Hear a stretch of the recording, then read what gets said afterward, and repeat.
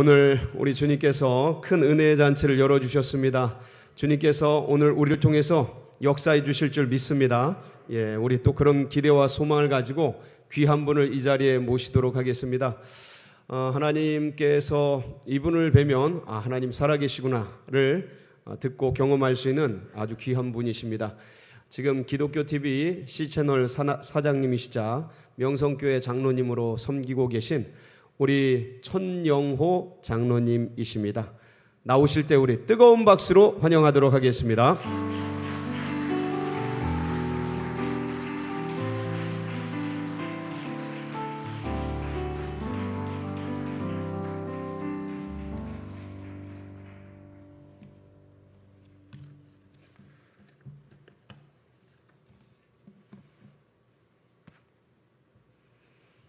부족한 저를 불러주신 존경하는 최 목사님, 여러 장로님, 여러 성도님께 감사를 드립니다.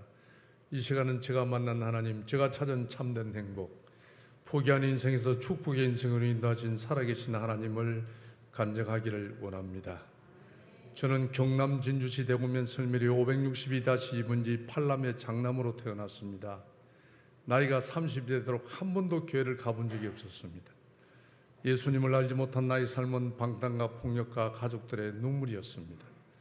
비록 저는 심진산골에 태어났지만 또 농사짓는 아버지, 술을 좋아하시는 아버님 자녀로 태어났지만 꿈은 컸습니다. 그러나 인맥이 없는 집안이라 저를 키워줄 사람이 없었습니다. 제가 전국체전을 나왔지만 저를 인정해주는 사람이 없었습니다. 그래서 인생 포기하고 막 살았습니다. 험하게 살았습니다. 해결사로 살았습니다. 그러다가 여러분 알다시피 1980년도 전두환 대통령이 군부 정권을 잡았습니다. 제일 먼저 했던 것이 사회 정화 차원으로 폭력배, 전과자, 거리 불량자들을 다 잡아 부대로 데려갔습니다. 그게 여러분 삼층교육대입니다. 불행하게도 제가 그거 잡혀갔습니다. 그 정도는 그때는 인권이 없었기 때문에 저처럼 잡혀간 사람은 완전 인간 쓰레기 취급을 당했습니다. 하루하루가 지옥이었습니다. 그럴 때 부산 안락교에 있던 정기범 목사님이 저 면회를 왔습니다. 그 당시에는 인권이 없었기 때문에 일체 면회가 안 됩니다. 지금 생각해보면 하나님이 저 영혼을 불쌍히 여기셔서 우리 정기범 목사님 아드님이 청와대에 겁나게 좋은 자리에 있었습니다.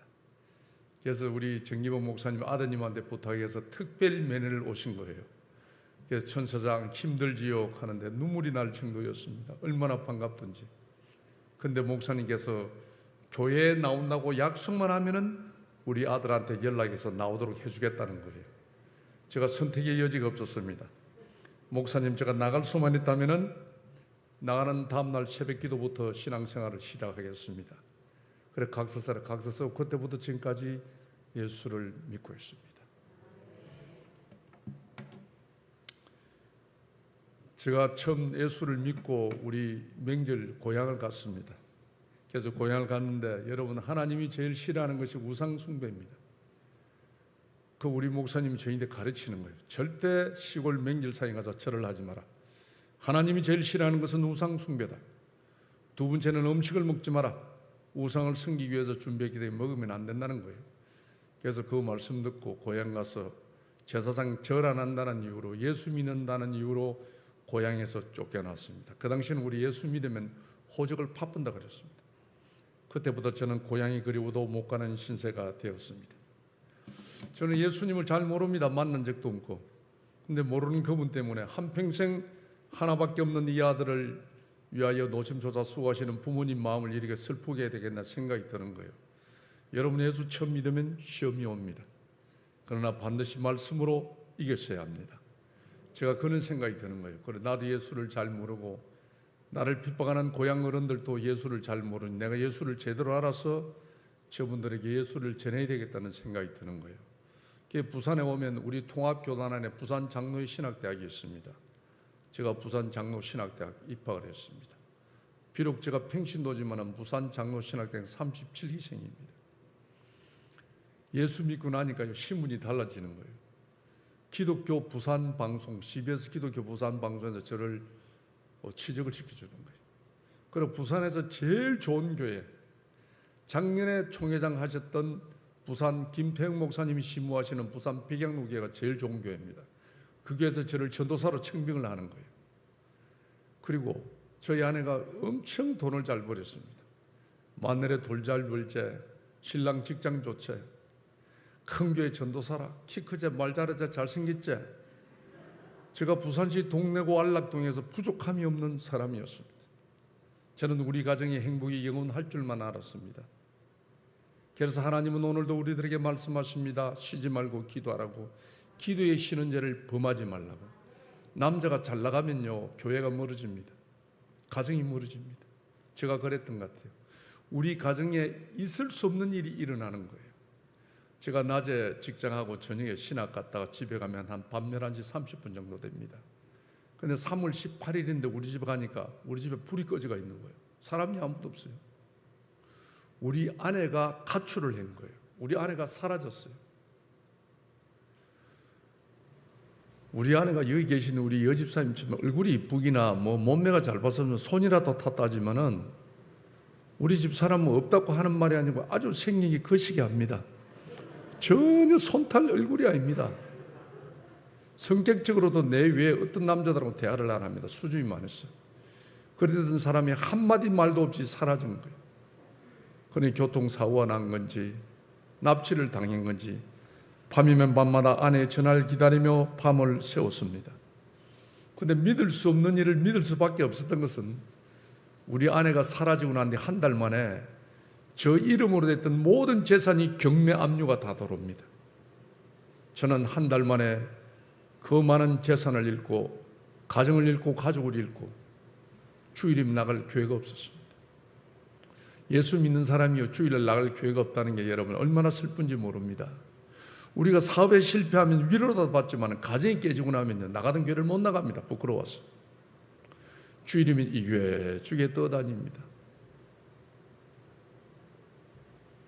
저는 한 달 만에 일어났던 일이 꿈만 같았습니다. 저는 졸지에 한 달 만에 노숙자가 되었습니다. 밤이면 밤마다 얼마나 하나님을 원망하며 밤을 새웠는지 모릅니다. 이럴 수는 없다고. 정말 용서할 수 없는 아내, 이해할 수 없는 하나님. 하나님이 이해가 안 되는 거예요. 늦게라도 제가 정말 신앙생활을 바르게 살아보겠다고 신학까지 가서 전도사까지 하는 우리 가정에 믿었던 아내, 사랑했던 아내를 통해서 제가 노숙자가 되었습니다.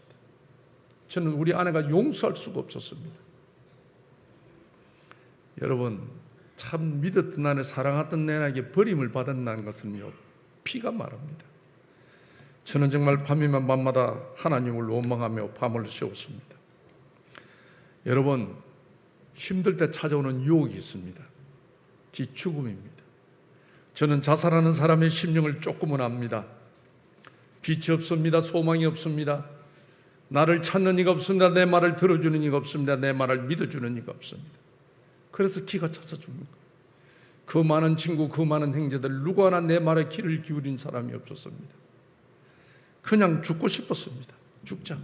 죽는 것이 이 고통을 이기는 것이라고 생각이 들었습니다.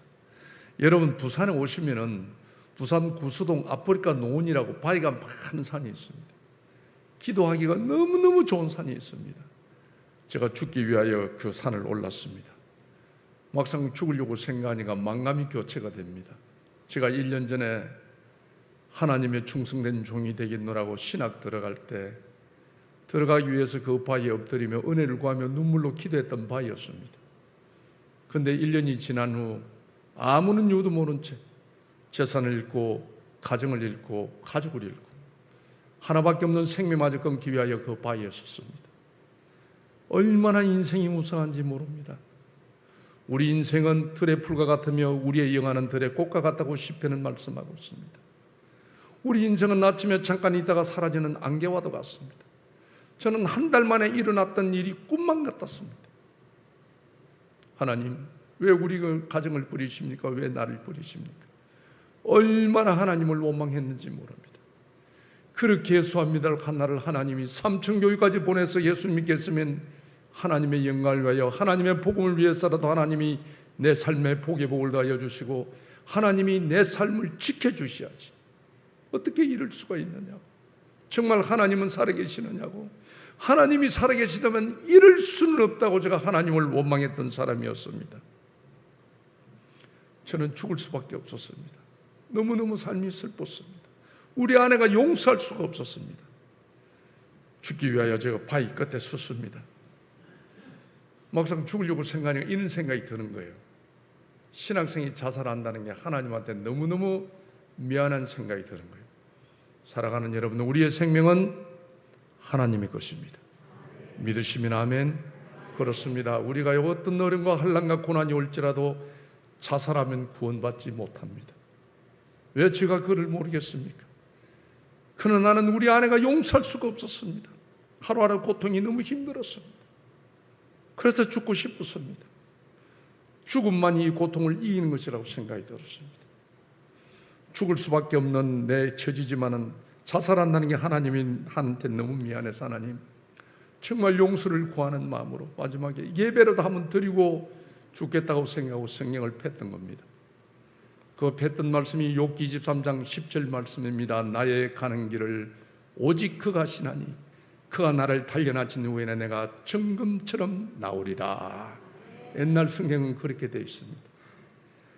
제가요, 다시 말하면 나의 가는 길을 하나님만이 아시나니 하나님이 고난과 위기와 핍박을 통해서 나를 정금처럼 만드신 후에 하나님의 복음의 사명자로 쓰시겠다는 말씀입니다. 하나님도 얼마나 급하셨던지 이 말씀이 빛을 냅니다. 영호야, 내가 너를 버린 것이 아니라 내가 너를 정금처럼 단련하여 너 가문의 복음의 증거자로 너를 쓰겠노라. 이는 깨달음을 주시는 거예요. 그 빛이 저를 살렸으며 그 말씀이 오늘날 저를 장로로 세웠습니다. 한란 날에 나를 부르라. 내가 너를 건지리니 너가 나를 영화롭게 하리라고 오늘도 하나님은 우리들에게 말씀하고 있습니다. 여러분, 힘든 일이 있습니까? 억울한 일이 있습니까? 건강이 좋지 않습니까? 주님 앞에 무릎을 꿇으십시오. 우리의 죽은 대신 주님 앞에 기도하십시오. 에스겔 16장 말씀 보면 사랑하는 내 딸아, 사랑하는 내 아들아, 피투성이라도 살아만 있으라고 하나님이 우리들에게 호소하고 있습니다. 어떤 어려움에도 포기하지 말라는 말씀입니다. 포기하지 않으면 우리의 갈 길을 인도해 주신다는 것입니다. 우리의 직면한 문제도 우리 자녀들의 미래도 하나님 손에 있음을 믿으시기를 바랍니다. 저는 그때 그 일을 통하여 30여 년 전에 2년 6개월 동안 노숙자를 했습니다. 비가 오면 이 몸 하나 감출 것이 없었습니다. 해가 지면 이 몸 하나 숨길 것이 없었습니다. 어쩌다가 내 인생이 이렇게 꼬였는지, 내 인생을 짓밟은 우리 아내를 용서하지 않으리라, 용서하지 않으리라. 밤이면 밤마다 이를 갈며 밤을 새웠습니다. 그 당시는 부산의 한 초교파적으로 1350교회가 됐습니다. 1350교회 집회하는 교회는 제가 다 찾아다녔습니다. 어느 집회하는 교회 뒷자리 딱 앉아 강사님이 그러시는 거예요. 여러분, 이 중에 원수가 있습니까? 용서 못할 사람이 있습니까? 죽도록 미운 사람이 있습니까? 그러시는 거예요. 어떻게 저 목사님이 내 마음을 이렇게 아시는고 싶어 제가 고개 숙여 앉았습니다.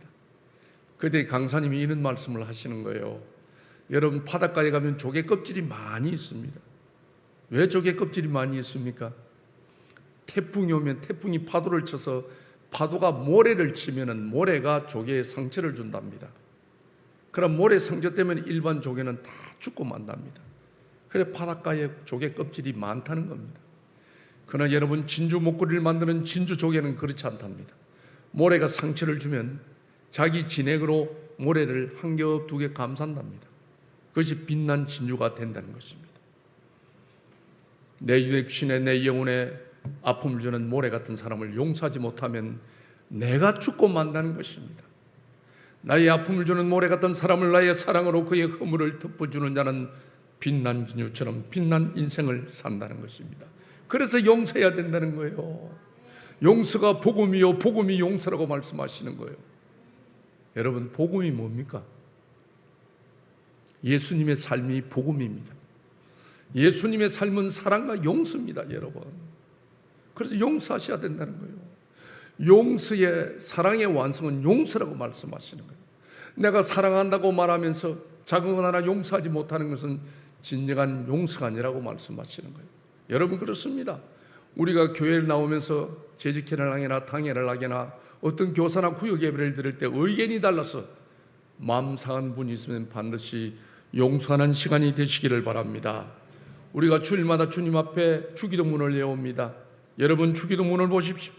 너희가 사람의 잘못을 용서하면 너희 하늘의 아버지께서도 너희 잘못을 용서하시려니와 너희가 사람의 잘못을 용서하지 아니하면 너희 아버지께서도 너희 잘못을 용서하지 아니하시리라고 말씀하고 있습니다. 우리의 죄 같은 죄를 용서받는 길은 하나님 앞에 우리 형제의 잘못을 용서할 때 용서해 준다고 말씀하고 있습니다. 누구든지 하나님을 사랑하노라고 그 형제를 미워하면 이는 거짓말하는 자니 보이는 바 그 형제를 사랑하지 아니하는 자가 보지 못하는 바 하나님을 사랑할 수 없다고 성경은 말씀하고 있습니다. 여러분, 오늘 이 시간 용서하는 시간이 되시기를 바랍니다. 제가 목사님 그날 그 말씀 듣는 순간 너무너무 그 말씀이 은혜로 다가왔습니다. 그래서 제가 원수 같은 아내를 용서하겠노라고 아멘 그랬습니다. 집회가 끝났습니다. 모든 사람이 가족이 기다리는 가정으로 돌아갔습니다. 저는 부산 시내 1350개 집회를 찾아다니는 이유는 말씀의 갈급함도 있지만 저는 노숙자였기 때문에 갈 곳이 없었습니다. 집회에 참여하고 말씀 은혜 받고 기도한다는 명목으로 나무교회 뒷자리에서 잠을 자고 나가는 것이 저 일상이었습니다. 그날도 텅 빈 나무교회 뒤에 잠을 청합니다. 하루도 아닙니다. 한 달도 아닙니다. 1년도 아닙니다. 2년을 넘었습니다. 너무너무 내 자신이 처량한 거예요. 정말 어쩌다가 일이 되었는지. 저도 모르게 하나님께 분념을 했습니다. 하나님, 진짜 힘듭니다. 너무 힘듭니다. 지금. 저는 하나님이 이해가 안 되는 거예요. 이해가. 하나님 너무 힘듭니다. 이제 더 이상 저는 못 견디겠습니다. 분념을 하고 있을 때 하나님의 음성이 들립니다. 영호야, 힘들지? 조금만 견뎌봐. 좋은 일이 있을 거야. 이랬으면 얼마나 좋겠습니까? 하나님의 음성은 그러지 않았습니다. 영호야, 너 힘든 줄만 알고 너 때문에 오늘도 얼마나 많은 사람이 힘들게 살아가는지 아느냐? 그러시는 거예요. 여러분, 우리 이 음성 한번 생각해 보셔야 합니다. 나 때문에 오늘도 얼마나 많은 사람이 상처받아 아파하는지, 나의 긍정되지 않은 말 때문에 내가 생각 없이 내뱉는 내 행동 때문에 얼마나 목사님의 마음을 아프게 하며 장로님들의 마음을 아프게 하며 교우들의 마음을 아프게 하며 가족들의 마음을 아프게 하는지 여러분, 우리 한번 생각해 보셔야 합니다. 우리가요, 내 상처만을 아파하고 있습니다. 내 상처만을 기도하고 있습니다. 내가 누구 때문에 상처받았다고, 내 때문에 얼마나 많은 사람이 상처받으며 아파하는지는 우리는 생각도 하지 않습니다. 여러분, 이 시간 과연 오늘 내 때문에 아파하는 사람이 누구인지 새로운 한 해를 맞으면서 성숙된 신앙으로 그들의 아픔을 위로해주며 그들의 아픔에 중보로 기도할 수 있는 성숙된 신앙인이 되시기를 바랍니다. 저는요, 주님의 그날 그 음성을 듣는 순간 내 처지가 너무 힘들고 내 처지가 너무 초하겠어요. 하나님, 누가 내 때문에 힘든단 말이에요. 세상에 내만큼 비참한 사람이 어디 있습니까? 세상에 내처럼 버림받은 사람이 어디 있습니까? 내가 누구를 힘들게 했단 말이에요. 힘들게 한 사람이 이름 대보라고 말. 대래 제가 하나님한테 따지고 달라들었습니다. 하나님이 좋은 말해도 못 알아들으니까 하나님 회개의 영을 주시는 거예요. 보라고. 네가 30년간 주묵질하며 살았던 그 시절, 얼마나 잘 나갔던 그 시절을 얼마나 많은 사람의 마음을 못을 박았는지 보라는 겁니다. 정말 같은 죄를 반복하고도 한 번도 내 잘못을 시인하지 못하는 나의 삶이었습니다. 제가 능력인 줄 알고 살았던 사람이었습니다. 남의 감정은 생각지 않았습니다. 정말 숨기고 싶은 과거 용서받지 못할 죄악들, 부끄러운 지난날의 삶을 하나님이 필름처럼 보여줍니다. 네가 이런 놈이었다고. 얼마나 부끄러운지 모릅니다. 제가 그날 밤에야 내가 죄인임을 깨달았습니다. 내가 도리어 용서받아야 될 사람임을 깨달았습니다. 저는 너무 부끄러워서 눈을 감았습니다. 그랬더니 하나님이 또 보라는 겁니다. 얼마나 네가 잘난 척하며 너 아내를 무시하고 살았는지 보라는 겁니다. 이 동안 찾아 헤맸던 우리 아내 한상을 하나님이 보여주시는 거예요. 우리 아내가요, 암이 걸려가고 팔다리가 바짝 말라 복수만 차가지고 죽어가는 우리 아내의 한상을 하나님이 보여주시는 거예요. 얼마나 불쌍했는지 모릅니다. 그럴 때 우리 아내와 제가 눈이 마주쳤습니다. 그럴 때 우리 아내가 이런 말을 하는 거예요. 내가 저 사람을 만나지 아니했더라면 내 인생이 이렇게 끝나지는 않았을 것인데, 나와의 만남을 후회하며 병들어 죽어가는 우리 아내의 한상을 하나님이 보여주시는 거예요. 얼마나 불쌍했는지 모릅니다. 내가 도리어 아내에게 용서받아야 될 사람임을 깨달았습니다. 저는 그날 밤에 기억 못했던 완악한 지난날의 나의 삶을 뒤돌아보게 되었습니다. 저는 23살 어린 막내딸을 강제 납치를 해서 결혼을 했습니다. 깡패한테 딸 줄 수 없다고 결혼 반대했다는 이유로 결혼하고 난 뒤 한 번도 아내를 친정에 보내준 적이 없었습니다. 천사 같은 아내와 처갓집을 무시한 지난날, 아내의 실수를 이야기보다는 나의 아픔만을 분노하며 이를 수는 없다고 하나님을 원망하며 아내를 원망하는 믿음 없는 신학생이었습니다. 남들에게는 정의와 의리를 앞세우면서도 내 아내, 내 가족에게는 한 번도 희생하지 못하고 사랑과 신뢰를 주지 못한 못난 남편이었습니다. 지내온 삶이 너무나 부끄럽고 내 곁을 떠난 아내에게 너무나 미안했습니다. 어쩌다 내 인생이 이렇게까지 되었는지, 모든 것을 다 잃고 난 후에야 가정의 소중함을 깨닫게 되었습니다. 돌이킬 수 없는 지난날 망가진 나의 인생, 저는 그때서 무릎 꿇고 주님 앞에 회개하기 시작했습니다. 하나님, 이 어리석은 놈을 용서하소서. 아내에게도 인정받지 못하는 형편없는 놈입니다. 성질 더러운 아내, 남편 잘못 만나 한평생 외롭게 살아온 우리 아내, 오죽 남편이 사랑이 없었으면 생명 같은 자녀를 두고 집을 나가면서 한 번쯤 남편에게 용서를 구하지 않았겠습니까? 하나님, 이대로 끝날 수는 없습니다. 이대로 끝날 수는 없습니다. 불쌍한 우리 아내, 외롭게 살아온 우리 아내, 하나님 다시 만나게 해주십시오. 살아서 만나게 해주십시오. 좋은 남편 되겠습니다. 아내의 상처난 마음을 보듬어 주고 싶습니다. 하나님, 가정이 그립습니다. 아내가 보고 싶습니다. 그렇게 미우며 저주했던 아내가 그렇게 보고 싶었습니다. 저는 아내를 만나기 위하여 하나님께 눈물로 호소했습니다. 하나님, 그 옛날처럼 아내와 아이들 한 상에 둘러앉아 따뜻한 밥 한 그릇 먹고 싶습니다. 그렇게 가족들하고 그렇게 밥이 먹고 싶었습니다. 하나님, 모든 게 내 잘못입니다. 모든 게 내 탓입니다. 아내를 소중히 여기지 못하고 미워하며 원망했던 지난 날을 도리어 아내에게 용서받고 싶었습니다. 저는 그때부터 아내를 만나기 위해 하나님께 눈물로 호소했습니다. 하나님, 아내를 만나게 해주십시오. 아내를 만나요. 제가 아내에게 용서받지 못하면 제가 하나님께 버림받을 것 같았습니다. 얼마나 아내 마음에 못쓸 바 같은지. 저는 그때부터 아내를 만나기 위하여 늘 주님 앞에 무릎을 꿇었습니다. 기도한 지 한 6개월 만에, 2년 6개월 만에 우리 아내 전화가 왔습니다. 정말 연약한 목소리로, 아빠, 내가 아빠라고 부를 자격 없는 여자인 줄 제가 압니다. 그런 아빠, 내가 죽기 전에 아빠한테 용서받고 죽고 싶습니다. 아빠, 나를 용서해둬라 그러는 거예요. 그래, 어디 있느냐 하니까 부산 보건병원에 있는데 제가 오늘 밤을 넘기지를 못합니다 그런 거예요. 제가 보건병원을 갔습니다. 보건병원가 우리 아내를 보는 순간 6개월 전에 하나님이 보여주셨던 환상처럼 바짝 말라가지고 복수만 쳐가지고 정말 꺼져가는 등불 같았습니다. 저는 아내를 보는 순간 바로 바닥에 꿇이 앉아, 하나님, 한 번만 살려주라. 죽을 사람은 접니다. 죽을 사람은 접니다. 우리 아내 이대로 보낼 수 없습니다. 너무너무 우리 아내가 불쌍했습니다. 매일 밤마다 아내를 살리기 위하여 아내를 자꾸 하나님께 눈물로 호소했습니다.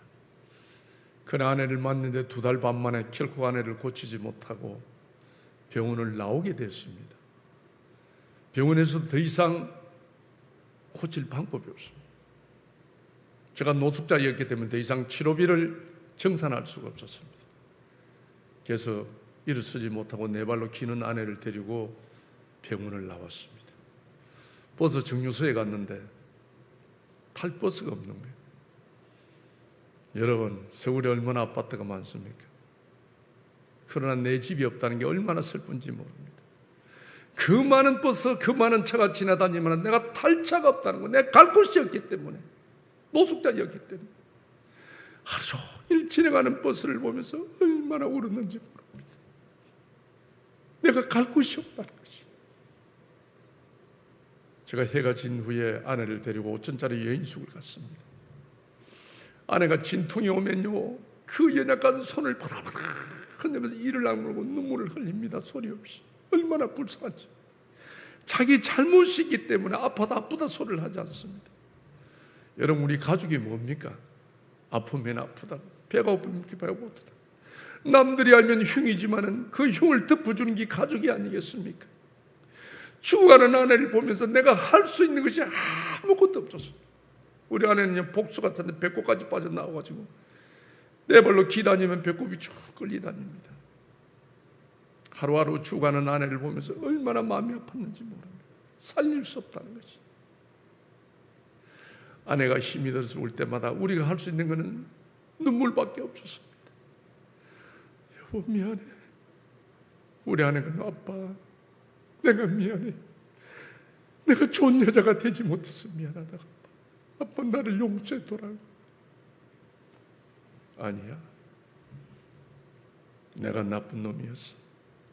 당신이 나를 용서해. 당신이 나를 용서해. 당신 보내지 않을 거야. 내가 절대 보내지 않을 거야. 잘 때도 손을 잡고 잡니다. 아내를 보내지 않으려고. 얼마나 불쌍했는지. 우리 아내가 자면은 죽은 것 같아요. 숨을 안 쉬니까. 코를 귀에 댑니다. 죽었는지 살았는지. 잠든 줄 알면 제가 여인숙 화장실에 가서 사람들 식구를까 봐 변기통에 머리를 묶고 하나님 한 번만 살려주십시오. 아내를 살려줄 수만 있다면 제가 뒤돌아보지 않겠습니다. 하나님 말씀대로 살겠습니다. 아내의 잘못을 묻지 않겠습니다. 하나님 한 번만 살려주십시오. 하나님 2년 동안 찬이슬을 맞으며 살아왔습니다. 아내를 만나기 위하여 6개월 동안 하나님께 눈물로 호소했으면 하나님 어떻게 죽어가는 아내를 보도록 하십니까? 하나님, 하나님 이렇게 잔혹한 분입니까? 하나님, 아내를 보낼 수 없습니다. 우리 아내가 너무 불쌍합니다. 하나님, 기도하면 우리 아내가 저 기도 듣고 화장실까지 내 발로 기가 옵니다. 다시 아빠 나 때문에 울지 말라고, 나를 좀 편하게 보내둬라.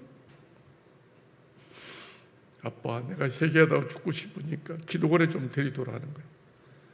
걔 네 발로 기는 아내를 데리고 부산에 오면은 부산 무척산 기도원이 있습니다. 지금도 차가 들어가지 않은 기도원이 그 기도원입니다. 그래서 아내를 데리고 그곳에 갔습니다. 2년 6개월 동안 시골에 있는 우리 애들 뭐 때문에 있는 줄도 모릅니다. 그 애들 제가 데리고 왔습니다. 마지막 죽기 전에 엄마 얼굴이라도 한 번 보라고. 그래 2년 6개월 만에 엄마를 보는데 죽어가는 엄마를 봅니다. 얼마나 죽어가는 엄마로서는 마음이 아프겠어요. 그렇게 행복하게 살던 우리 가정, 본인의 실수를 통하여 그러지 같은 애를 보니까 죽어가는 엄마로서 얼마나 마음이 아프겠어요. 서희가 응기 붙어서 통곡을 합니다. 하나님 우리 엄마 좀 살려두라고 애들이. 정말 그것을 보고 있으니까 너무너무 내 신세가 불쌍한 거예요. 하나님 우리야 우리 죄 때문에 죽을 수밖에 없다 하지만은 우리 아내는 너무 불쌍합니다. 하나님 한 번만 살려주십시오. 하나님 내 죄가 커서 용서할 수 없다면은 1년만 하나님 살려주십시오. 1년만 살려주시다면은 1년 후에는 하나님 제가 아내를 데리고 하나님 앞으로 가겠습니다. 하나님 우리 아내만은 못 보냅니다. 우리 아내가 너무나 불쌍합니다. 하나님, 내가 아내를 미워하고 저주했던 만큼 우리 아내가 불쌍했습니다. 그렇게 불쌍할 수가 없었어요. 3월 1일인데도 우리 아내가 견디지를 못합니다. 죽었어. 그래서 아빠 다시 내려가자 하는 거예요. 그래서 기도원을 다시 내려옵니다. 여러분, 우리나라 하늘이 얼마나 맑습니까? 어려운 일 보십시오. 우리 어른들의 말씀처럼 어려운 일이 오면 하늘이 노랗습니다. 제가 그랬습니다. 정말. 앞을 보면 산거지 같은 우리 3학년, 5학년 두 자녀들, 뒤돌아보면 거꾸로 네 발로 기어 내려오는 죽어가는 우리 아내. 내가 예수 믿고 망해도 어떻게 이렇게 망할 수가 있을까. 정말 제가 하늘을 향해 그랬습니다. 예수 믿고 나만큼 망한 사람 있으면 나와보라고. 하나님 해대도 너무 하신다고. 근데 뒤에 어떤 청년이 따로 내려오는 거예요. 그 청년은 네 발로 기는 우리 아내를 보면서 집사님 어디 아프세요? 그런 거예요. 자기는 담배를 끊기 위해서 일주일 작정하고 기도원에 왔는데 우리가 기도원에 내려오니까 무서워서 못 있겠다고 따로 내려오는 청년입니다. 그 청년이 집사님 어디 아프세요? 자기 어머님이 입이 돌아갔는데 아무 병원, 아무 침술, 아무 좋은 약을 모두 고침을 못 받았는데 어떤 권사님, 기도하는 권사님한테 기도받고 입 돌아왔다. 그만 가보시라는 거예요. 제가 너무 지쳐서 대답도 안 했습니다. 저는 신학생입니다. 그 유명한 보건병원에서도 1년 넘도록 치료하지 못하는 병을 권사님한테 기도받는다고 하나님은 말씀을 통해 치료하시지 그는 아니라는 생각이 들었습니다. 그래서 저는 대꾸도 안 했습니다. 그 청년이 뻘쭘해서 그냥 갔습니다. 가면서 그 청년이 바람결에 그 권사님 전화번호를 이야기하고 가는 거예요. 우리는 다시 애들 데리고 또 여인숙을 왔습니다. 또 하루 갑니다. 이틀 갑니다. 여러분, 죽어가는 사람하고 한 방에 산다는 게요, 진짜 참 괴로움인 거 모릅니다. 그래서 저희 아내가 아빠, 그 청년이 말하던 그 권사님한테 기도 안 받으면 안 되겠느냐 그러는 거예요. 제가 안 된다 그랬습니다. 그랬더니 저희 아내가 아빠, 내가 낫기 위해서 기도 받는 게 아니고 고통 없이 죽고 싶다는 거예요. 너무너무 고통스럽다. 얼마나 아프면 여러분 죽기 위해서 기도를 받겠어요. 우리가 살려고 기도받고 치료받으려고 기도받고 응답받으려고 기도받는 게 죽기 위해서 기도받는 사람이 어디 있겠어요. 얼마나 힘들면 이럴까. 그래서 제가 그 권사님 수소문에서 권사님 집에 데리고 왔습니다. 이 권사님 집 와서 권사님 집에 방에 갔더니 그 권사님이 우리 안에 누우라 하더만은 우리 안에 배꼽 위에 손을 올리는 거예요. 그래서 그 권사님이 우리 안에 배꼽 위에 손을 올리가 기도합니다. 하나님의 살아계심을 보리라. 하나님의 선하심을 보리라. 예수의 이름으로 명하노니 일어날지어다 하는 거예요. 여러분, 우리가요 교회 1년만 다니면 성경 일독만 하면 말씀 통해 홍해를 가르시며 반석에 물을 나게 하시며 죽었던 나사로를 살려줬던 하나님의 이적과 기적을 모르는 분은 없습니다. 그러나 그 일이 현실적으로 지금 이 시간에 일어날 거라고 믿는 사람이 과연 몇 프로나 믿겠습니까? 저는 신학생이었지만 믿지 않았습니다. 그는 이스라엘 역사요 지난날 하나님의 발자취라고 생각했던 사람이었습니다. 그런데 그 권사님이 우리 안에 배꼽 위에 올려놓고 기도하는 그 순간 그 1년 넘도록 치료하지 못했던 그 찾던 간암의 복수가 그날 그 자리 소변으로 다 터지는 거예요. 저는 이 일을 보기 전만 해도 하나님을 원망했던 사람이었습니다. 하나님이 살아계시면 이럴 수는 없다고 정말. 근데 믿을 수 없는 현실 앞에 저는 무릎 꿇고 눈물 콧물 흘리며 하나님께 고백했습니다. 하나님은 살아계십니다. 하나님은 살아계십니다. 갑불길 없는 하나님의 은혜를 망각한 채 하나님 말씀대로 살지 못한 믿음 없는 이 죄인을 하나님 용서하소서. 여태껏 내 생각대로 내 경험대로 남의 것 탐하며 내 자랑하며 살았지만은 비참하게 실패한 나의 인생이었습니다. 귀하게 선택받아서나 하나님께 쓰임받지 못하는 부끄러운 인생이었습니다. 하나님, 정말 남은 인생 하나님 말씀대로 살겠습니다. 하나님 뜻대로 살겠습니다. 이제는 내 주묵 자랑하지 않고 하나님 자랑하며 살겠습니다. 저는 주님 앞에 결단했습니다. 그리고 우리 가족은 다시 시작했습니다. 부산시 남구 문현동 썩은다리 철도부지 무화과집, 부산에서 제일 사골제 집이 싼 데가 거기입니다. 지금도 그렇습니다. 정말 사인지 모르고 갚아 덮어난 집에 비가 오면 비가 새는 집이었습니다. 전화도 가구도 하나는 그 집 음악 같은 집이었습니다. 그러나 2년 6개월 만에 만난 우리 가족은 주밖에는 우리의 복이 없음을 고백하면서 아침마다 눈물로 감사 예배를 드렸습니다.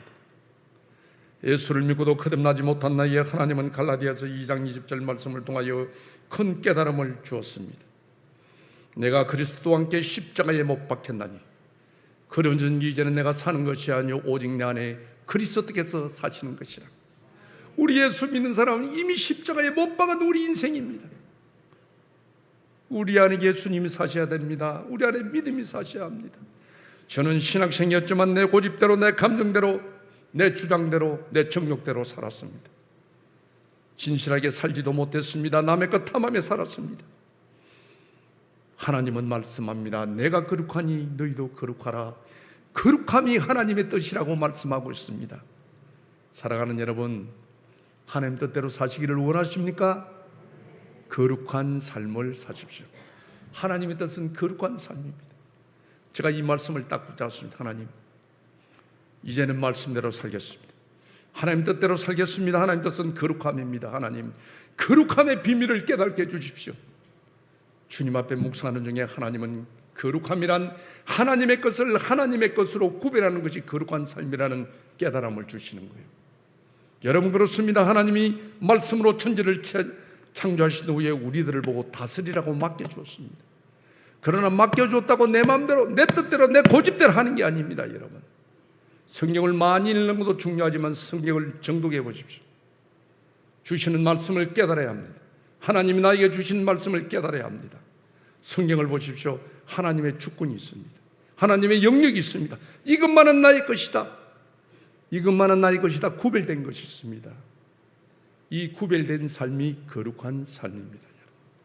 제가 이 말씀을 깨닫고 하나님의 것이 무엇입니까? 하나님 것이 어떤 것입니까? 기도하는 중에 하나님은 거룩한 삶의 첫째 비밀을 깨닫게 해 주었습니다. 출애굽기 20장 8절 말씀을 하나님이 깨닫게 해 주십니다. 주일은 하나님의 날이요 거룩한 날이라고 말씀하고 있습니다. 여호와께서 주일을 복되하여 그날을 거룩하게 하였느니라고 말씀하고 있습니다. 여러분, 주일은 구별된 하나님의 날입니다. 우리가 하나님의 뜻대로 사시는 분은 반드시 주일을 성수하셔야 됩니다. 비 온다고 눈 온다고 바람 나고 태풍 온다고 내 기분 나쁘다고 오고 가고 모임 있다고 빠지고 하는 거 아닙니다. 여러분, 하나님 뜻대로 사시기를 원하시는 분은 반드시 주일 성수를 하셔야 된다는 겁니다. 이사야 58장 말씀에 보면 하나님의 주일을 종교한 날이라 하여 너희 길로 행하지 아니하고 오락을 하지 아니하고 사사로운 말을 하지 아니하면 내가 땅에 높은 곳에 올려주고 야곱에게 주었던 기업을 너희에게 주리라고 하나님은 약속하고 있습니다. 주일만 바로 지키되 하나님이 야곱에게 주었던 기업을 우리에게 주신다고 약속하고 있습니다. 또 하나님의 거룩한 비밀이 어디에 있느냐고 제가 하나님께 기도하는 중은 하나님은 레위기 27장 30절 말씀을 보게 했습니다. 레위기 27장 30절 말씀은 10의 1조는 하나님 것이요 하나님의 성물이라고 말씀하고 있습니다. 여러분, 10의 1조는 여러분 하나님의 겁니다. 하나님의 물질입니다. 하나님의 구별된 물질입니다. 내가 힘든다고 어렵다고 짜친다고 기분대로 주고 안 주고가 아닙니다. 여러분, 반드시 하나님 뜻대로 사시기를 원하시는 분은 10의 1조를 지키셔야 합니다. 하나님은요 딱 조건을 내셔도 그 조건을 이루면 그리하면 반드시 하나님이 축복이 따릅니다. 여러분, 말라기 3장 10절 말씀을 보십시오. 온전한 11조를 하나님께 드리라. 그럼 너희 창고가 곳간이 금고가 차고 넘치도록 복을 쌀 곳이 없도록 내가 너에게 주는지 안 주는지 만군의 여호와 하나님을 시험해보라고 말씀하고 있습니다. 여러분, 성경 66권에 하나님을 시험하는 구절은 아무 데도 없습니다. 그러나 이 구절만은 하나님이 나를 시험해보라고 말씀하고 있습니다. 왜 그랬겠습니까? 우리들에게 믿음의 확신을 주시기 위하여 하나님이 나를 시험해보라고 하고 있습니다. 여러분, 이거 못 믿으면 뭘 믿겠습니까? 저는 정말요 주일 성수와 11조를 통해 하나님 오늘 이 자리까지 온 사람입니다. 하나님 말씀을 지키기만 하면 하나님은 반드시 그에 상한 축복을 해 주시는 것입니다. 저는 2년 6개월 동안 깨달은 것이 바로 주일 성수가 11조입니다. 주일 성수가 11조는 축복의 통로입니다. 복의 근원입니다, 여러분. 그래서 제가 딱 잡고 그때보다는 11조 주일 성수를 생명처럼 지켰습니다. 저는 여러 가지 사실 하나님의 은혜로 우리 아내가 암의 치료는 받았지만 한자였습니다. 참 한자 같은 아내, 그러지 같은 우리 자녀, 4만 5천짜리 사골세 집에 저는 너무너무 생활이 힘들었습니다. 제가 잘못해서 내가 그의 대가를 받고 폐를 골고 무시당하는 것은 괜찮지만 내 자녀들이 어려움을 당하는 것은 부모로서는 볼 수가 없습니다. 정말 산지 모르고 가파트 뻔한 집이 되니까 여름 되면 더워서 우리 애들이요 학교 마치고 집에 와도 집에 있지를 못합니다. 더워서 맨날 동네 돌아다니고 싹 가만히 너무너무 부모 잘못 만난 우리 자식이 불쌍한 거예요. 저는 하나님께 그래서 하나님 복을 주십시오. 저는 복 받고 싶습니다. 우리가 기복 사상이 아니고 예수 믿는 사람은 반드시 하나님의 축복을 받아야 합니다. 받아야 섬길 수 있으면 나눌 수 있습니다. 그게 복음을 전하는 거예요. 그래서 하나님 저는 복 받고 싶습니다. 복 받고 싶습니다.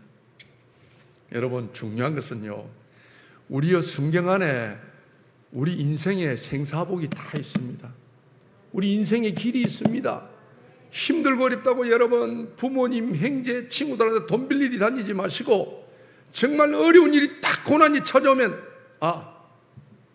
하나님 뭔가 주시려고 이러시는구나. 그래서 말씀을 붙잡으십시오. 무릎을 꿇으십시오. 그러면 하나님이 다 길을 열어줍니다. 말씀에 답이 있습니다, 여러분. 말씀에 답이 있습니다. 성경 보면 성경에 다 피할 길도 있고 하나님 세울 길도 있고 그렇습니다. 행복도 불행도 여러분 다 성경에 있습니다. 성경 말씀 보시면 나갈 길이 다 있는 거예요. 제가 예수 믿고 쫄딱 망한 후에 정말 복받기 위해서 성경 말씀을 가까이 했습니다. 여러분 내일 제가 말씀드리려고 하는 건데 우리가 요한복음 1장 1절에 보면은 태초에 말씀이 계시니라. 이 말씀은 하나님과 함께 계셨으니 이 말씀은 곧 하나님이시라 말씀하고 있습니다. 이 성경은 하나님의 말씀입니다, 여러분. 이 성경을 하나님 말씀을 믿고 그대로 전능하신 분의 말씀입니다. 어떻게 하면 이렇게 되고 어떻게 하면 일이 된다고 딱 말씀이 나오고 있습니다. 그래서 여러분 말씀을 가까이 하십시오. 우리 인생의 길이 보입니다. 제가 말씀을 딱 붙잡았습니다. 하나님 저는 부자 되고 싶고요. 복 받고 싶고요. 어쩌면 복 받을 수 있을까요? 저는 주로요 다 그 시편하고 잠언을 그리 외웁니다. 아침에면 잠언 시편을 묵상합니다. 왜?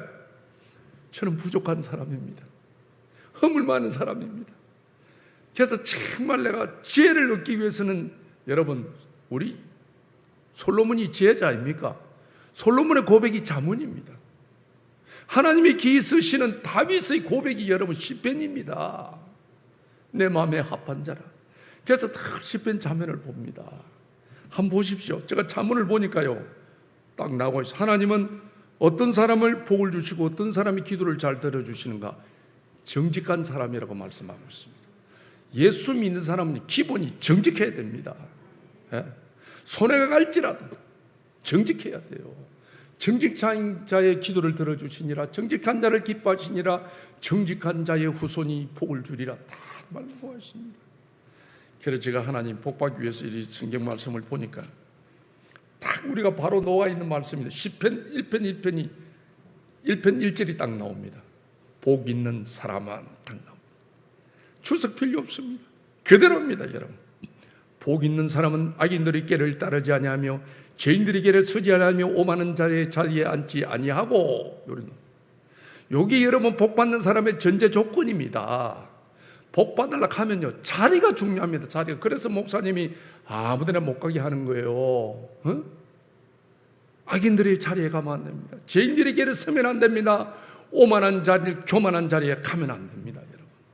그러고 난 뒤 하나님은 복의 근원을 말씀하고 있습니다. 오직 여호와의 말씀을 즐거워하여 그 말씀을 주야로 묵상하는 자로다. 아멘. 이 복받는 길입니다. 이런 자가 어떤 복을 받느냐? 시냇가에 심은 나무가 철을 따라 열매를 맺으며 그 잎사귀가 마르지 않는 같이 그가 하는 일이 모두 다, 이게 중요한 거예요. 모두 다 형통하리라. 아멘. 복 받고 싶지요? 이 말씀대로만 살면 됩니다. 자리를 우리가 구분할 줄 알고, 그 다음에 여러분 말씀을 묵상하는 자로다. 묵상이 뭡니까 여러분? 묵상이 우리 찾으러 하는 말씀입니다. 이 말씀에 깨달음만 있으면 여러분 오늘부터 여러분 축복받는 삶을 살아갈 수가 있습니다. 묵상이 뭐냐? 묵상의 원뜻은 대책임질한다는 뜻입니다. 다시 말하면 우리가 말씀을 믿은 것을 삶으로 준행하는 것이 묵상입니다. 여러분, 우리가요 알고 있으면 지식이 지나지 않습니다. 알았던 것을, 믿었던 것을 그대로 순종하면 하나님의 능력으로 나타남을 믿으시기를 바랍니다. 우리가 믿었던 말씀을 그대로 삶으로 순종하면 하나님이 복을 주신다는 겁니다. 여러분 잘 알다시피 신명기 28장 말씀을 보십시오. 여호와의 말을 지켜 행하면 내 하나님 여호와께서 너를 세계 모든 민족 위에 뛰어나게 하실 것이라.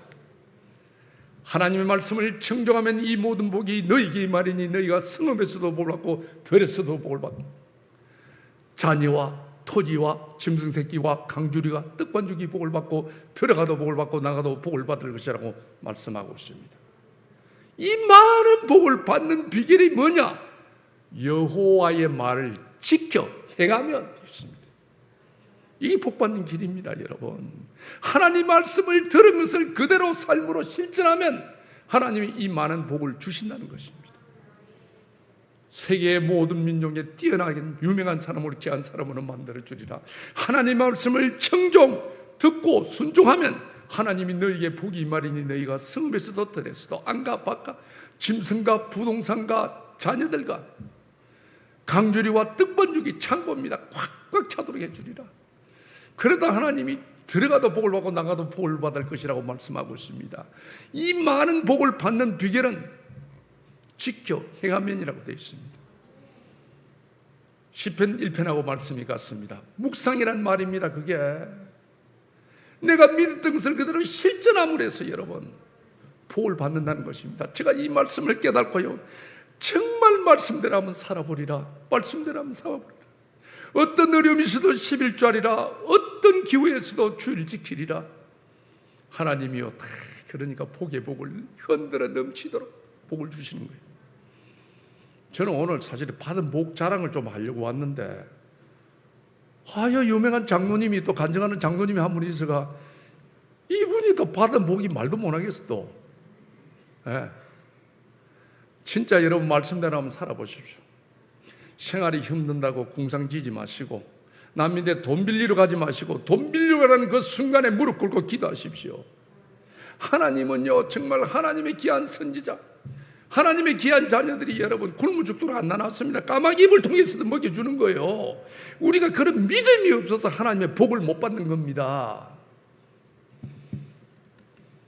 그리고 보너스로 여러분 절대 하나님 싫어하는 짓을 하면 안 됩니다.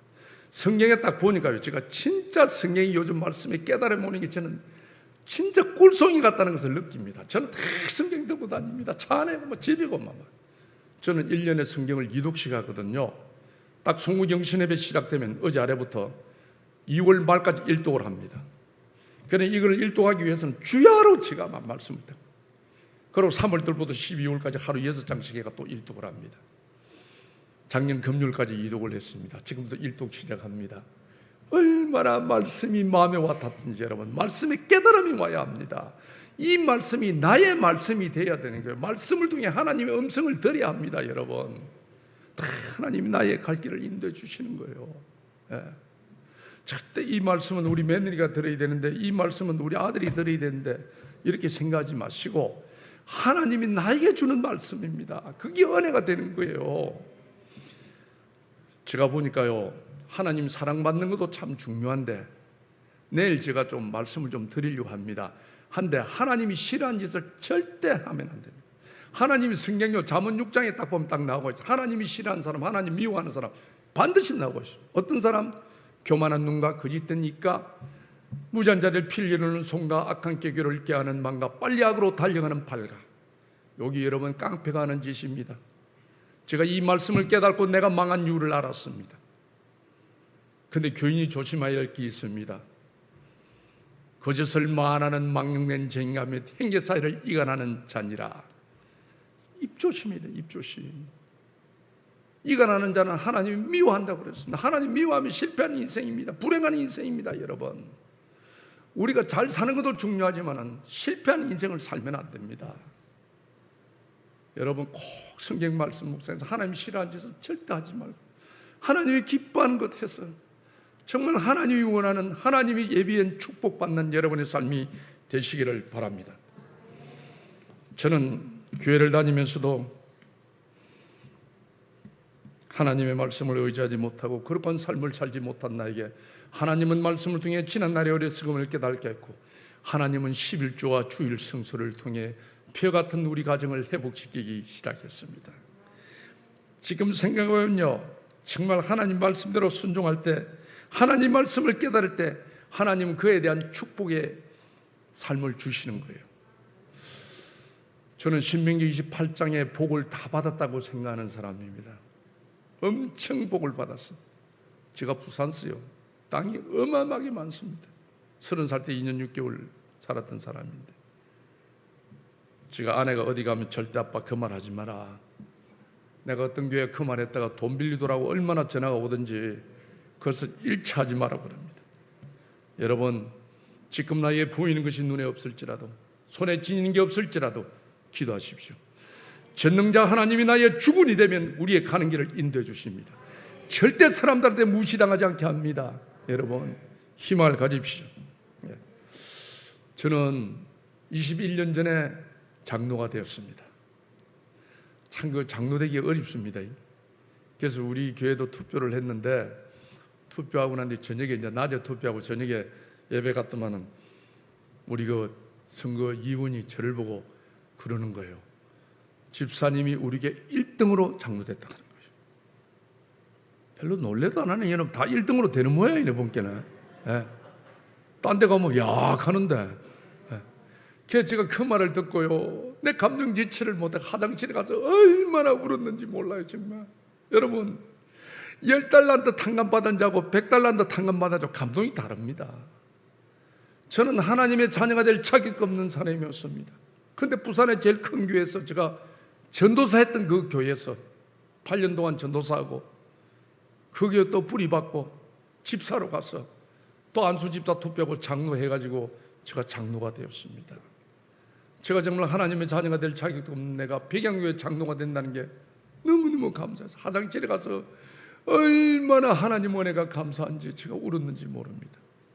내 맘대로 고집하며 온갖 죄를 다 지은 나를 하나님이 강건적으로 부르시어 하나님의 자녀로 삼아주시고, 죽어가는 아내를 살려주시고 폐 같은 우리 가정을 회복시켜 주신 하나님, 정말 부족하고 허물 많은 나를 백양교회 장로로 세워주시다니, 여호와께서 나에게 베푸신 이 은혜를 하나님 내가 무엇으로 보답할 거요? 어떻게 보답할 거요? 하나님 은혜가 감사해서 얼마나 화장실에서 울었는지 모릅니다. 너무너무 감사해서 한참 울고 있는데 마가복음 14장 9절 말씀이 생각나는 거예요. 그래서 여러분 성경을 많이 보셔야 됩니다. 고난이 올 때 말씀이 기억나야 합니다.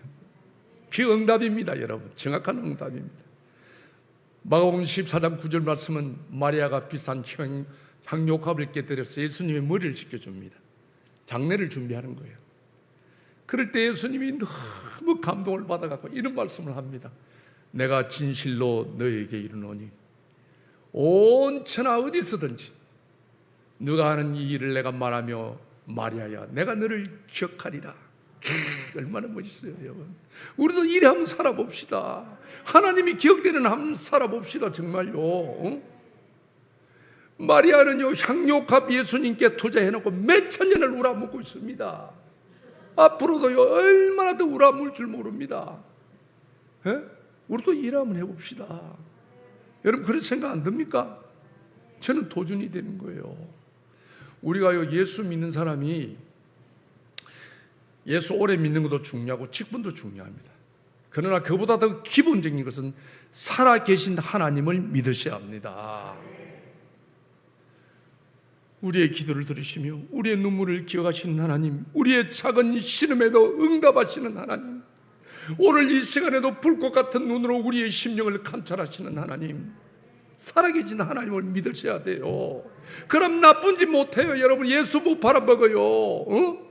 예수 팔아먹는 사람이 얼마나 많아요. 여러분, 하나님이 내 심령을 보신다면 어떻게 나쁜 짓 하겠어요?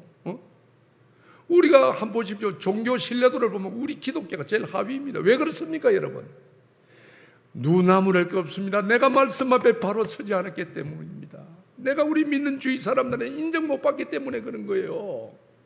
우리라도 우리 한번 해봅시다. 이제 정말 정말 우리라도 말씀 앞에 한번 바로 서봅시다. 내 주위 사람들한테 인정받아 봅시다. 그게 예수 영광 드러내는 거예요. 그렇지 않습니까?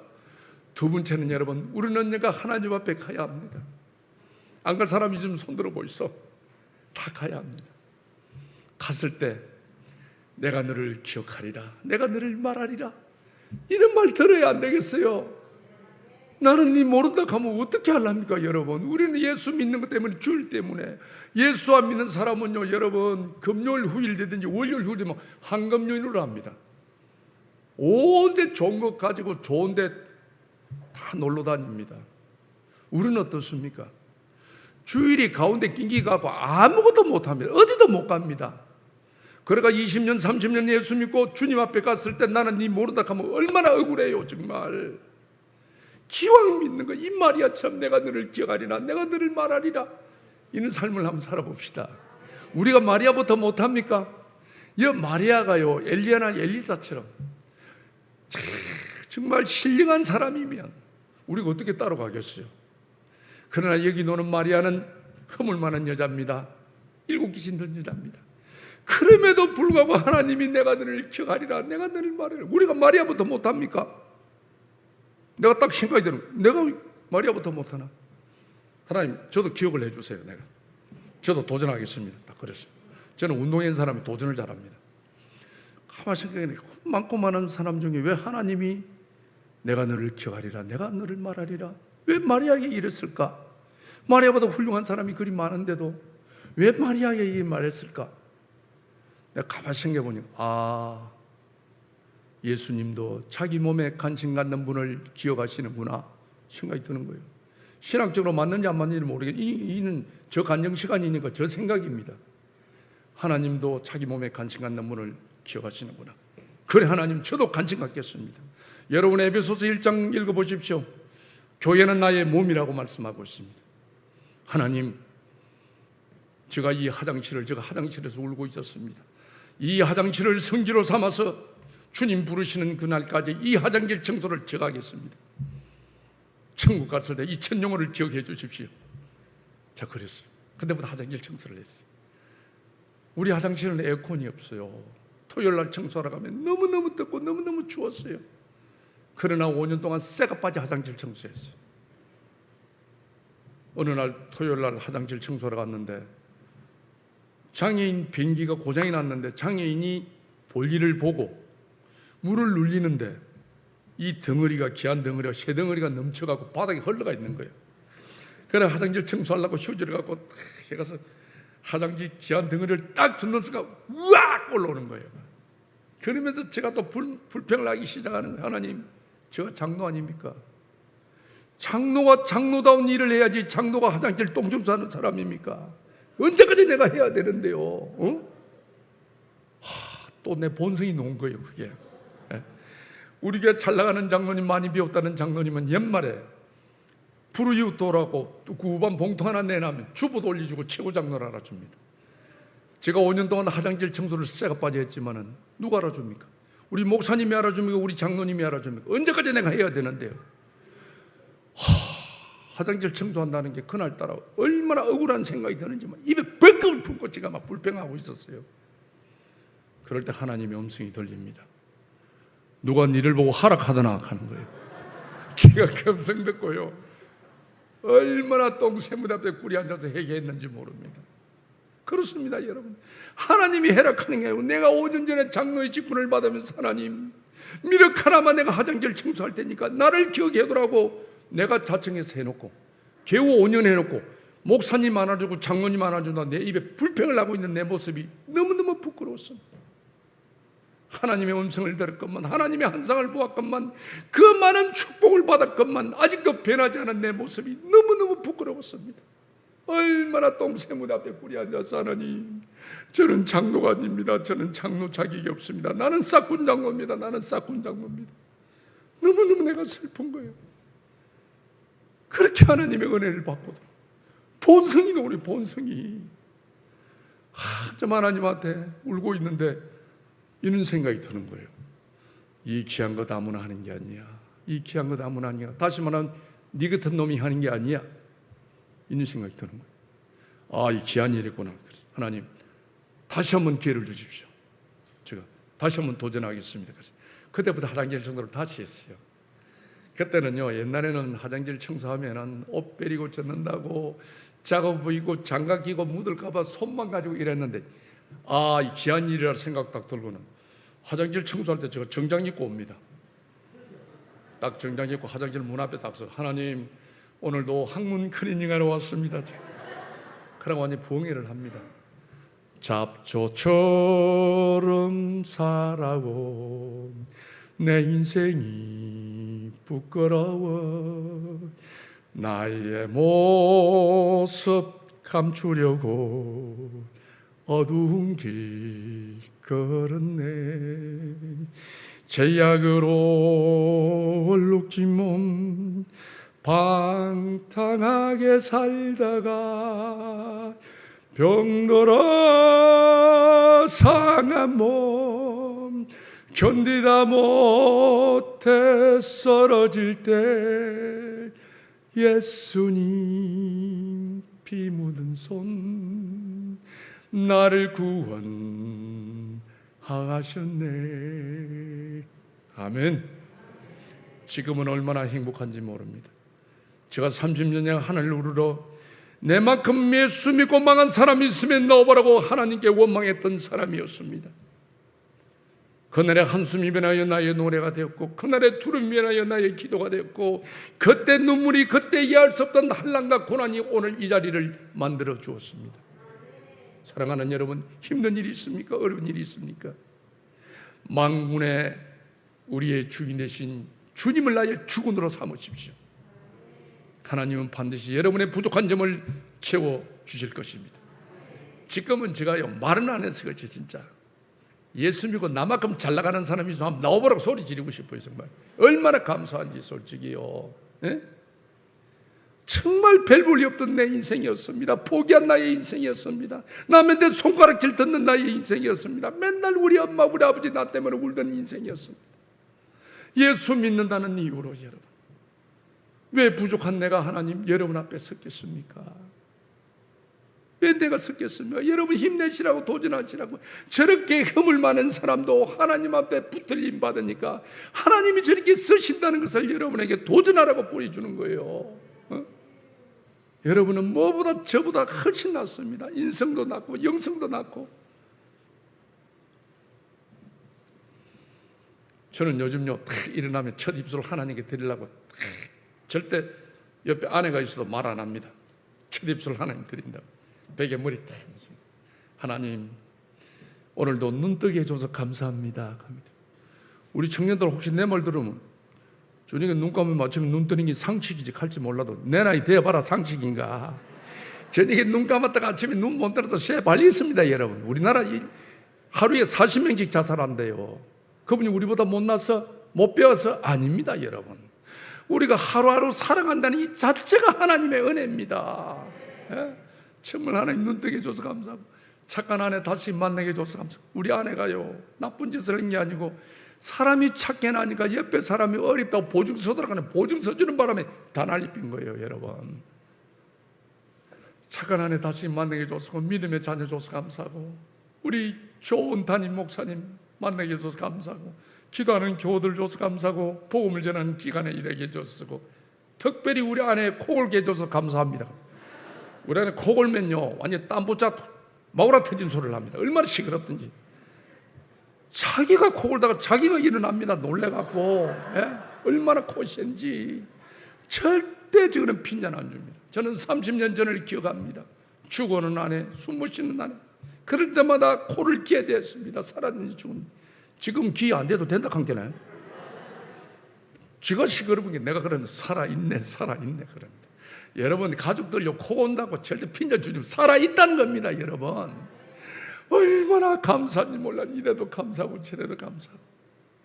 저는 옛날에는요 검문소를 못 지내 다녔어요. 얼마나 얼굴이 험하게 생기든 지금은 여러분 상상이 안 갈 겁니다. 옛날은요 머리 빡빡 가도 눈도 이리 올라가가지고 막 검문소 가면 헌병하고 경찰하고 올라온다니까 딱 폼 잡고 딱 올라가고 이러고 신분증 봅시다 하거든. 나는 보면요 신분증 봅시다 하고 차에서 그냥 내리라 합니다. 나를 보면 창피스러워 죽여요. 지금은 여러분 어디 가도요 나를 보고 내리라 한 사람 아무도 없다 한게네. 내 2년 6개월 다 노숙자 한 사람처럼 보입니까? 아니지? 그래. 여러분 자기 얼굴 자기 생얼굴 자기가 보고 놀라는 사람 아침에 절대 대출받아 얼굴 올리려고 생각하지 말고 예수만 잘 믿어. 예수만 잘 믿으면 하나님 행상대로 샥 바꿔주는 거야. 어디 가도 근무하자 소리 아무도 안 합니다. 이제 진짜라요. 이거는 나 오늘 진짜 뱀만 이야기하는 기라. 예. 그날에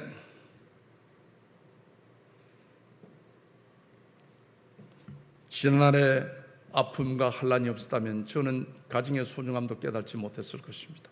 인격적인 하나님도 만나지 못했을 것입니다. 정말 하루하루 사는 것이 하나님의 은혜요 나에게 주신 환난과 고난도 은혜임을 저는 고백합니다. 그리고 사랑하는 여러분 우리는 언젠가 하나님 앞에 가야 합니다. 널 위하여 몸을 줬건만 날 위하여 무엇하다가 왔느냐고 할 때 여러분 뭐라고 대답하시겠습니까? 하나님은 우리 위하여 몸을 주었습니다. 그런데 우리는 뭐하다가 주님 앞에 가실랍니까? 우리는 언젠가는 하나님 앞에 가야 합니다.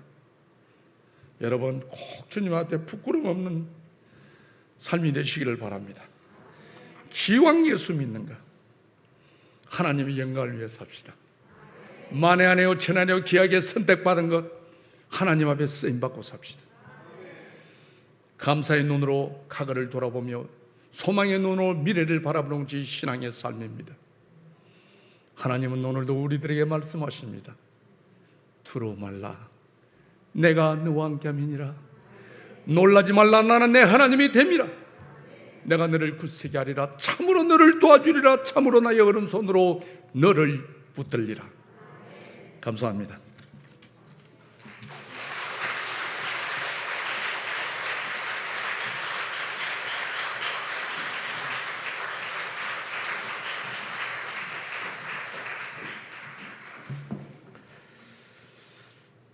할렐루야. 하나님 살아계십니다. 네. 우리 천장로님 지난 삶에 하나님께서 역사하신 그런 삶의 간증들 함께 나누어 주셨는데 너무 들으면서 은혜가 되고 감사하고 증거가 이렇게 계셔서 너무 좋구나 그런 마음이 많이 들었습니다. 삶의 간증을 뜨겁게 해주신 우리 천장로님께 다시 한번 따뜻한 격려의 박수로 함께 하겠습니다.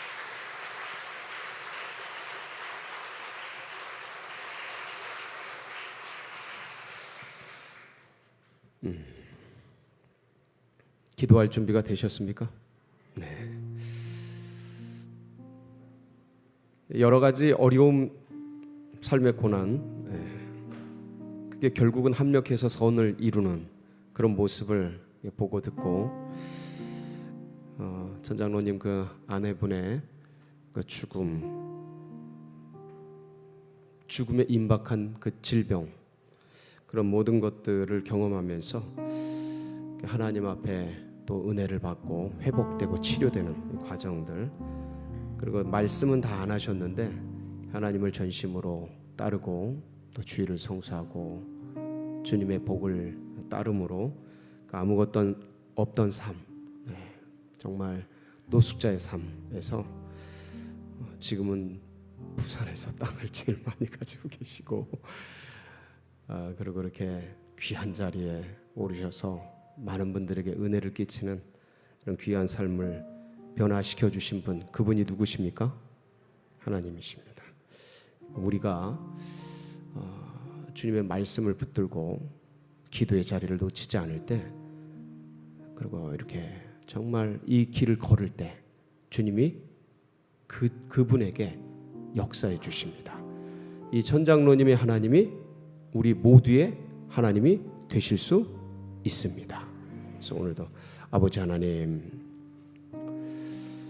믿음 붙들고 이 길 걷게 해 주시옵소서. 하나님, 말씀을 붙들고 나아가게 하여 주시옵소서. 하나님 살아계신 것들 바라보며 이 믿음의 길 걷게 하여 주시옵소서. 우리 사모하며 주여 부르짖고 합심해서 기도하며 나갑니다. 부르짖습니다. 주여, 주여, 주여. 아버지 하나님 감사합니다. 살아계신 하나님 함께 나누며 듣게 해주셔서 감사합니다. 아버지, 죽어가는 영혼을 살려주셔서 감사합니다. 하나님, 아무것도 아닌 무일푼의 사람을 하나님 부유한 삶으로 이끌어 주셔서 감사합니다. 그 모든 것 넘어서 하나님이 살아계신 것 보고 듣고 경험하게 해주셔서 감사합니다. 아버지 하나님, 주님 붙들고 사는 백성이 얼마나 행복한 삶인지를 듣게 해주셔서 감사합니다. 아버지 하나님, 오늘도 살아서 역사해 주셔서 감사하고, 하나님 귀로만 듣고 말로만 듣던 그 하나님 경험한 것들을 나눌 수 있는 복된 자리 열어주시니 감사합니다. 아버지 하나님, 그렇습니다. 하나님, 우리의 모든 지난날의 아픔과 고난을 빚어서 전하위보에게 축복으로 합력해서 선이 되게 하시는 주님의 놀라운 은혜를 찬양합니다. 아버지 하나님, 고난의 길 마침내 걸어내어서 우리를 연단하여서 정금같이 나오게 하시는 주님의 놀라운 섭리와 은혜를 기억합니다. 사랑하는 주의 백성들, 아버지 하나님 이 길을 걸어가며 살아계신 하나님의 말씀을 붙들고 기도하며 믿음으로 이 길들을 걸어내도록 주여 도와주시옵시고, 하나님 마침내 정금같이 하나님 진주조개같이 하나님 빚어나올 수 있도록 주여 기름 부어주시옵시고, 심령마다 하나님을 향한 이 믿음의 씨름을 하나님 놓지 않게 하여 주시고, 그리하여 하나님 우리의 생애가 하나님 우리의 전 존재가 하나님 살아계심을 증언하는 아름다운 삶이 되어지도록 인도하여 주시옵소서. 그리하여 지난날의 모든 아픔과 상처와 고난들은 하나님 별이 되고 간증이 되고 훈장이 되어지게 하여 주시고, 하나님 지난날의 모든 아픔이 감사가 되어지고 앞으로의 삶이 주님 앞에 기쁨이 되어지고 은혜가 되어질 수 있도록 주여 도와주시옵소서. 하나님 영혼을 만져주시옵소서. 심령을 주님 역사하여 주시옵소서. 아버지 하나님 말씀하여 주시고, 하나님이 지금도 살아계신 주님을 붙들고 이 길을 걸어내도록 도와주시옵소서. 아버지 하나님이여, 금성 한 조각 붙들고 레마의 음성 붙들고 하나님 기쁨으로 즐거움으로 이 믿음의 길을 걸어가는 은혜의 역사가 있도록 주여 도와주시옵소서.